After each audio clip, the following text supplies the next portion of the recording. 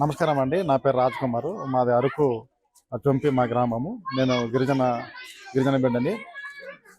మాది అరకు. అయితే మన ఆహ్, దింస నృత్యము సాంప్రదాయంగా వచ్చినటువంటి దింస నృత్యము ఈ రోజుల్లో ఢిల్లీ దాకా భారతదేశం అంతా, ప్రపంచం అంతా వచ్చి తిలకిస్తున్నారు. అది మన గ్రామ స్థాయిలో నుంచి ఢిల్లీ దాకా వెళ్ళడం అది గొప్ప గర్వకారణమే. కానీ అయితే క్రమక్రమంగా ఈ యొక్క టూరిజము రావడం వల్ల ఈ దింస నృత్యం అనేది కేవలం టూరిజం కోసమే అది చేసినట్టు అయితే భావిస్తున్నాను. కానీ గ్రామ స్థాయిలో, పంచాయతీ స్థాయిలో ఒక సాంప్రదాయబద్ధంగా పండగ జరిగినప్పుడు గానీ, వరి నాట్లు వేసినప్పుడు గానీ, దిక్కులు వేసినప్పుడు గానీ, మన సాంప్రదాయ కార్యకలాపాలు జరుగుతున్నప్పుడు గానీ, ఈ దింస నృత్యం అనేది కనుమరుగైపోతుంది.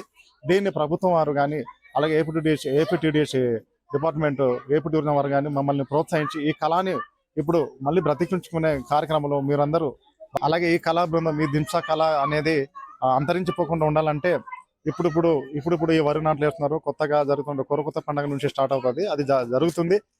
ఆడ మగ పిల్ల అందరు కలిసి సాంప్రదాయబద్ధంగా ఐకమత్యంగా జరుగుతుండే ఈ కళా బృందాన్ని మళ్ళీ ఈ దింస ఇప్పుడు జరుగుతున్నాయి. కొన్ని వరి నాట్లు వేసినప్పుడు కానీ, ఈ చుట్టుపక్కల ఈ గిరిజన ప్రాంతంలో ఎక్కడ చూసినా సరే ఇప్పుడు కొంచెం పూర్వవైభవం తీసుకురావడానికి గిరిజనులందరూ, గిరిజన పెద్దలు, గిరిజన సాంప్రదాయంగా చేస్తున్నటువంటి కార్యకలాపాలను ముందుకు తీసుకెళ్తున్నారు.